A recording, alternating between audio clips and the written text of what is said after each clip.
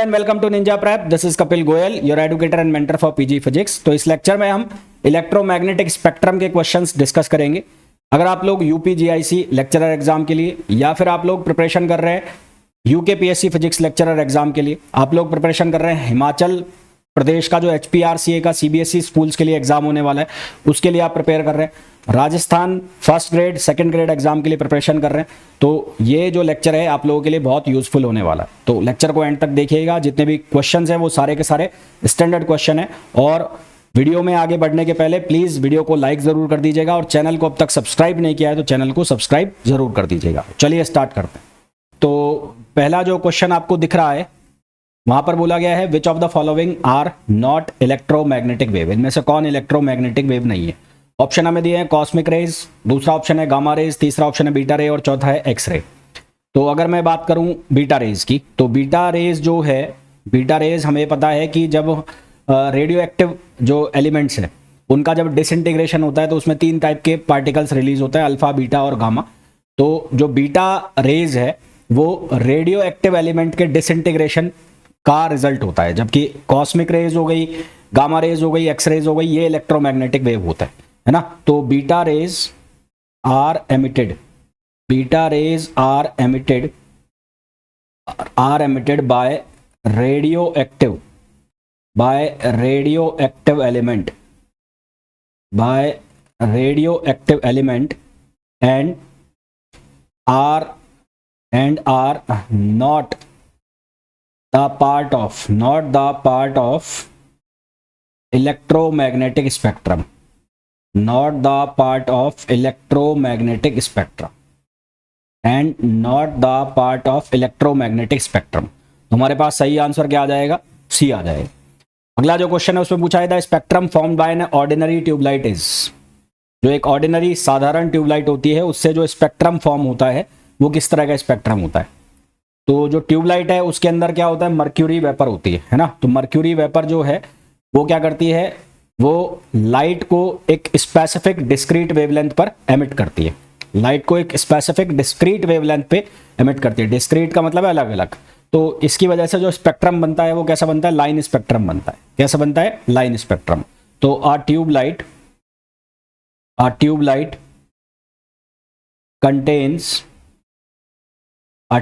contains mercury vapor. A tubelight contains mercury vapor which emits light at specific discrete wavelength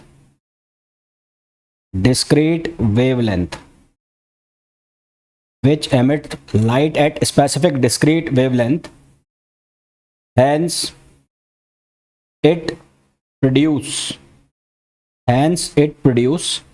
a line spectrum। इसलिए ये किस तरह का spectrum produce करता है, ये लाइन स्पेक्ट्रम प्रोड्यूस करता है। तो आंसर हमारे पास क्या आ जाएगा, ए आ जाएगा। अगला क्वेश्चन है the speed of body that has mach number more than 1 is. तो माक नंबर जो होता है, माक नंबर, तो वो माक नंबर क्या होता है, वो होता है velocity in medium upon velocity of sound. जब जो स्पीड है वो साउंड की स्पीड से ज्यादा हो जाती है,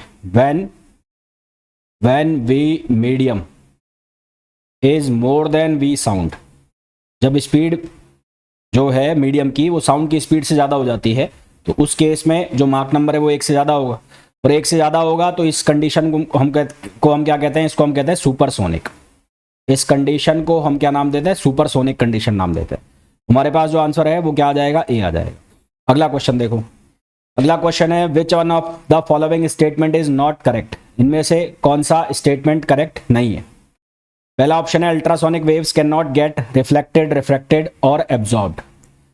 तो अल्ट्रासोनिक वेव्स जो हैं वो वाइब्रेट करती है कैसी फ्रिक्वेंसी पर, जिसकी जो फ्रिक्वेंसी है वो वैल्यूएबल रेंज, जो ह्यूमन ईयर्स हैं उनकी जो फ्रिक्वेंसी है सुनने की, उससे ज़्यादा फ्रिक्वेंसी पर वो क्या करती है, वाइब्रेट करती है।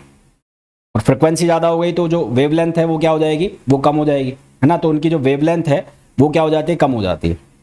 अगर मैं लो विस्कोसिटी मतलब जहां पर जब वो ट्रेवल करेगी तो विस्कोसिटी एक तरह से जो फ्लूइड फ्रिक्शन ऑफर करता है, दैट इज कॉल्ड विस्कोसिटी। तो यदि लो विस्कोसिटी के अंदर ऐसे लिक्विड जिसके अंदर लो विस्कोसिटी है, तो उसके अंदर अल्ट्रासोनिक वेव्स जो है वो वाइब्रेशन प्रोड्यूस करती है, तो वो रिफ्लेक्शन भी कर सकती है, वो रिफ्रैक्शन भी कर सकती है और वो एब्जॉर्प्शन भी कर सकती है। तो हमें ये पूछा है which one of the following statement is not correct, तो इनमें से कौन करेक्ट नहीं है। तो करेक्ट कौन सा नहीं है, ए करेक्ट नहीं है, ए जो है वो क्या हो गया, गलत हो गया, है ना। तो मैं यहां लिख देता हूं ultrasonic waves vibrate at a frequency greater than vibrate at a frequency greater than the audible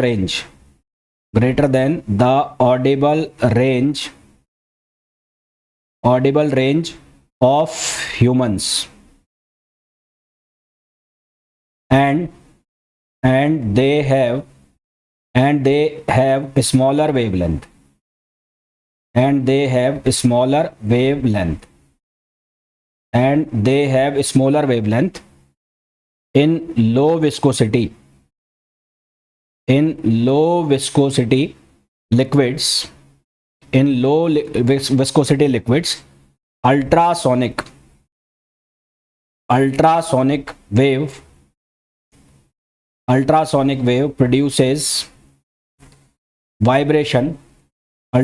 wave produces vibration.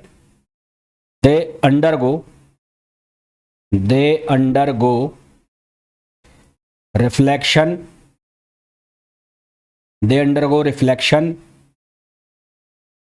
refraction and absorption. तो हमारे पास सही आंसर जो गलत है, मतलब यहां पर हमें गलत चुनना है, वो गलत कौन सा हो गया, ए हो गया। नेक्स्ट है a piece of blue glass heated to a high temperature and a piece of red glass at room temperature are taken inside a dimly light room. एक नीले कलर का ग्लास का टुकड़ा है, उसको हाई टेम्परेचर पर heat किया जाता है, और एक लाल कलर का ग्लास का टुकड़ा है जिसका टेम्परेचर हाई है, उसको एक ऐसे रूम के अंदर लाया जाता है जिसकी लाइट डिम है। तो हमें ये पूछा गया है कि the blue piece will look blue, जो नीला रंग है वो नीला ही दिखेगा और लाल जो है वो लाल ही दिखेगा। दूसरा है जो लाल है वो ज़्यादा लाल दिखेगा और जो ब्लू है वो साधारण ब्लू दिखेगा। तीसरा है जो ब्लू है वो चमकेगा, किसके कंपैरिजन में, लाल के कंपैरिजन में। और चौथा है दोनों जो है वो इक्वली लाल हो जाएंगे। तो हमें इन ऑप्शंस में से बताना है कि कौन सा सही है। तो जब एक हीटेड ऑब्जेक्ट है ना, कोई भी जो ऑब्जेक्ट है जो हीटेड है, वो खुद की रेडिएशन जब निकालेगा, जब वो खुद से ही क्या निकालेगा, रेडिएशन निकालेगा। तो जैसे कि यहां पर हीटेड ऑब्जेक्ट कौन है, ब्लू ग्लास है, तो इनकैंडेसेंस की वजह से जो कोई भी ऑब्जेक्ट है वो खुद के रेडिएशन निकालेगा, तो जो वो ऑब्जेक्ट है वो ज़्यादा हीटेड हो गया, और ज़्यादा हीटेड हो गया तो वो ज़्यादा ग्लो करेगा। वो क्या करेगा, ज़्यादा ग्लो करेगा, लाइक तेज निकल रहा है ना, तो ज़्यादा ग्लो करेगा और ज़्यादा चमकीला नजर आएगा वो। जबकि जो रेड कलर का ग्लास है यहाँ पर, वो रूम टेम्परेचर पर लाकर रखा गया है, तो रूम टेम्परेचर पर लाकर रखा गया है, तो वो बस केवल और केवल डिम लाइट में आपको रेड शो होगा। तो हमारे पास यहाँ पर कौन सा ऑप्शन आ जाएगा, यहाँ पर हमारे पास ऑप्शन आ जाएगा सी। तो मैं लिख देता हूं यहाँ पर a heated object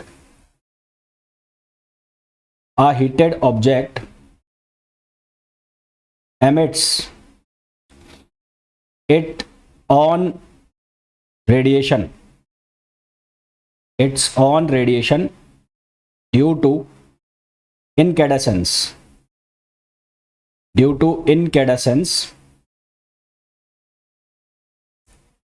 therefore the blue glass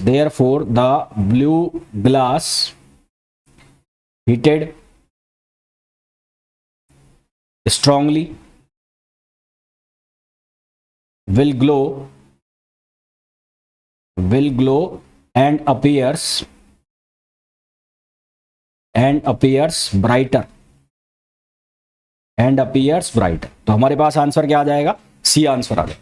next question देखो, नेक्स्ट क्वेश्चन है which of the following wave does not belong to the category of the other three. इनमें से चार दो हमें रेज दिए, तीन एक जैसी है, एक अलग है, तो वो कौन सी है। देखो एक्स रेज हो गई, रेडियो माइक्रोवेव हो गई और रेडियो वेव हो गई। ये इलेक्ट्रोमैग्नेटिक स्पेक्ट्रम है, ठीक है। तो साउंड वेव जो है वो किसका एग्जाम्पल होता है, वो मैकेनिकल वेव का एग्जाम्पल है। साउंड वेव जो है वो किसका एग्जाम्पल है, मैकेनिकल वेव का एग्जाम्पल।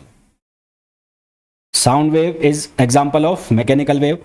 इसको प्रोपोगेट करने के लिए किसकी रिक्वायरमेंट होती है, मीडियम की, है ना। इट रिक्वायर्स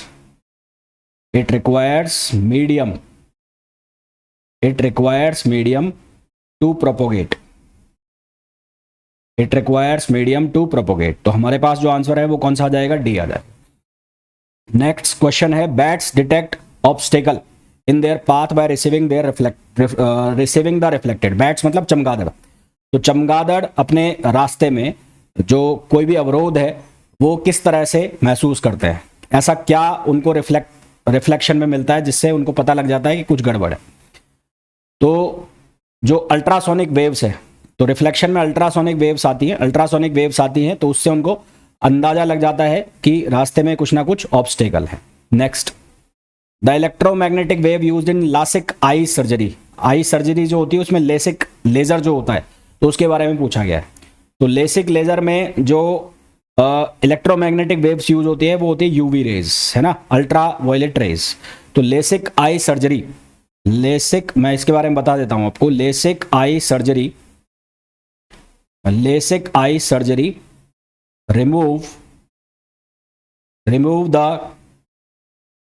द क्लियर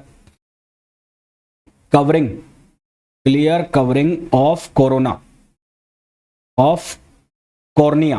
आंख का जो कॉर्निया होता है ना, कोरोना बोल दिया, आंख का जो कॉर्निया है, cornea to improve vision. UV rays are used in this। UV rays की जो वेवलेंथ है वो शॉर्टर होती है, तो UV rays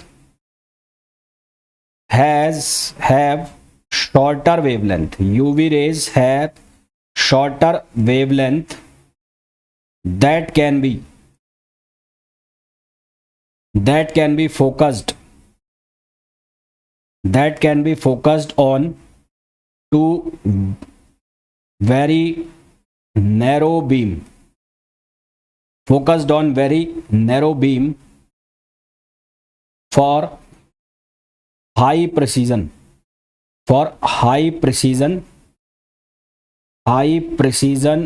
वर्क।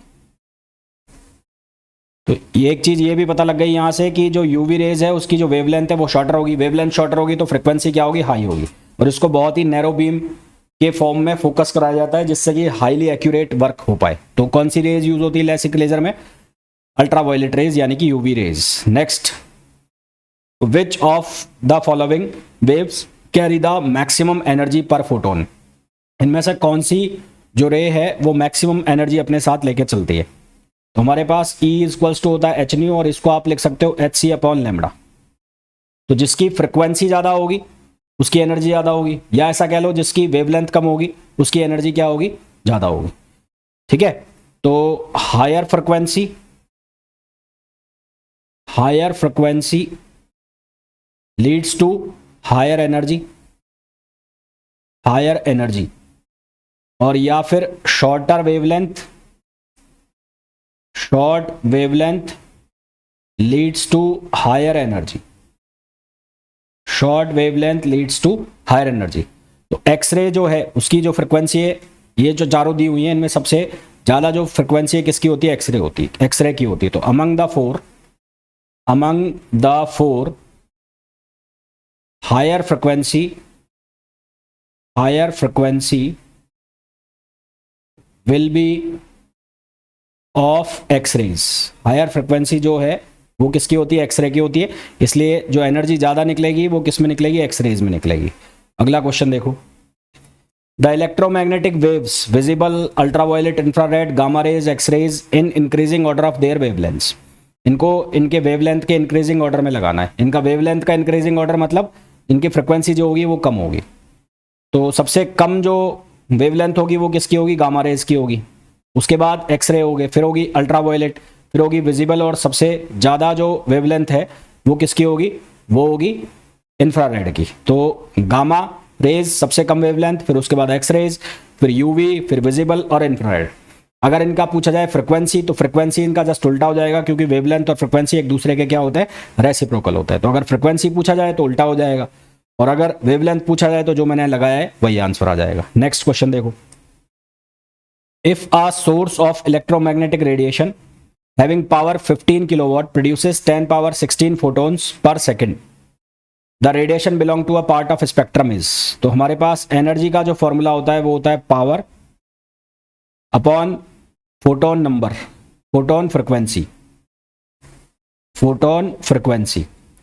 तो पावर जो है वो कितनी है, 15 किलोवाट। 15 किलोवाट का मतलब 15 इंटू 10 पावर 3, और 10 पावर 16 फोटोन पर सेकेंड, 10 पावर 15 फोटोन पर सेकेंड, यानी कि नंबर पर सेकेंड। नंबर पर सेकेंड कितना हो गया, 10 पावर 16। तो यहाँ से ई की जो वैल्यू है वो कितनी हो गई, 15 into 10 power minus 13, 15 into 10 power minus 13।